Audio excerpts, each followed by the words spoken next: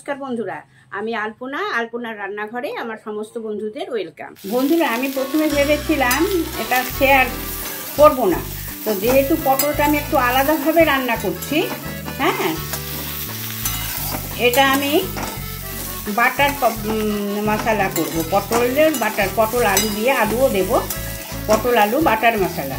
তার জন্য আমি এটা একটু ঘি দিয়ে ভেজেছি, এখানে বাটার দিইনি, সামান্য আমি ঘি দিয়েছি।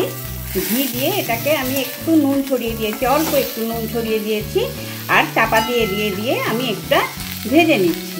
এটা ভেজে নিয়ে তুলে নেব, তারপর আমি কি করব অবশ্যই আমি দেখাবো।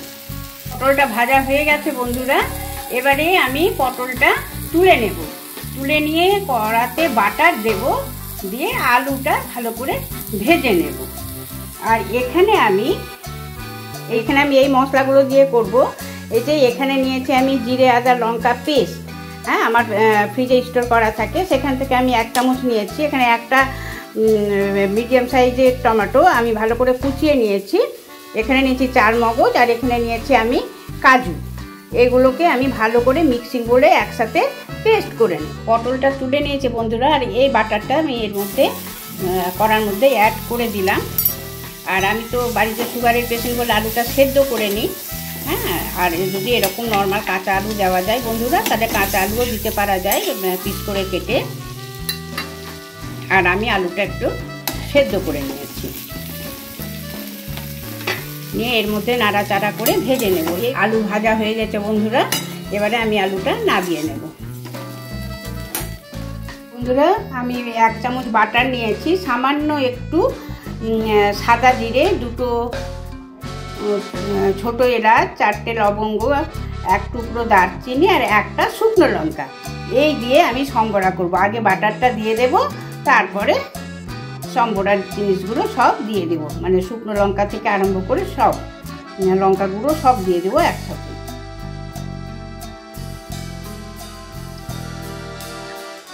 এখানে কড়াতে আমি বাটারটা দিয়ে দিলাম, দিয়ে আমি সব সম্বরার এগুলো মশলাগুলো কড়ার মধ্যে দিয়ে দিলাম, দিয়ে এবার ভালো করে নাড়াচাড়া করে নিচ্ছি।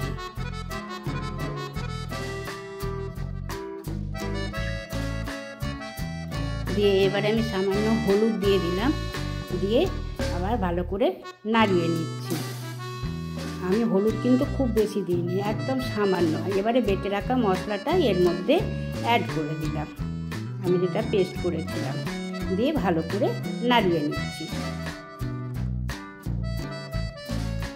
এই যে বন্ধুরা, মশলার বাটিটা ধুয়ে আমি সামান্য জল এর মধ্যে অ্যাড করে দিলাম, দিয়ে একটুখানি নাড়াচাড়া করে নিচ্ছি।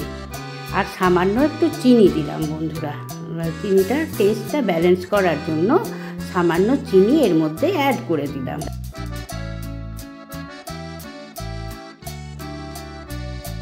এই যে বন্ধুরা, আমি পরিমাণ মতো নুন এর মধ্যে অ্যাড করে দিলাম, দিয়ে ভালো করে নাড়াচাড়া করে নিচ্ছি। বেশ ভালো করে নাড়িয়ে নিলাম। এই যে আলু আর পটলটা যে ভেজে তুলে রেখেছিলাম বন্ধুরা, এর সময় আমি আলু পটলটা এর মধ্যে দিয়ে দিলাম, দিয়ে সিম করে করে ভালো করে আমি একদম সুন্দর করে কষিয়ে নেব। এইভাবে পটল রান্না করে দেখবেন বন্ধুরা, অনেকেই হয়তো করে থাকে এইভাবে পটলের আলু পটল তরকারি খেতে খুব ভালো লাগে, বাটার আর পটল।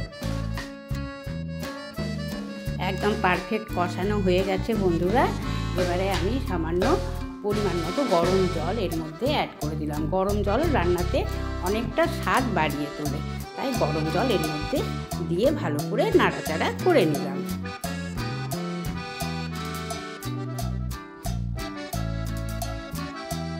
একদম পারফেক্ট হয়ে গেছে বন্ধুরা, দেখে কেমন মনে হচ্ছে না? ইয়াম্মি ইয়াম্মি হয়েছে বন্ধুরা, খেতে যা হয়েছিল, আমি তো এখন ভয়েস ওভার দিচ্ছি, দুর্দান্ত। তাহলে এবার সার্ভিং করে সার্ভ করে নেব।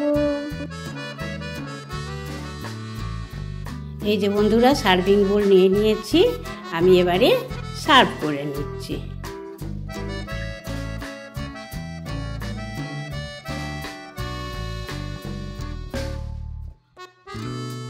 এই যে বন্ধুরা, আমি সার্ভিং বলে সম্পূর্ণ সার্ভ করে নিয়েছি। দেখে কি মনে হচ্ছে না যে প্রচণ্ড ইয়াম্মি ইয়াম্মি হয়েছে? এইভাবে অবশ্যই বন্ধুদের কাছে আমার অনুরোধ রইল, এইভাবে একবার পটল রান্না করে দেখবে বন্ধুরা, অসাধারণ লাগে এই বাটার পটল। তাহলে বন্ধুরা কমেন্টের আশায় রইলাম। তাহলে আজকের মতো আসি, বাই, টাটা।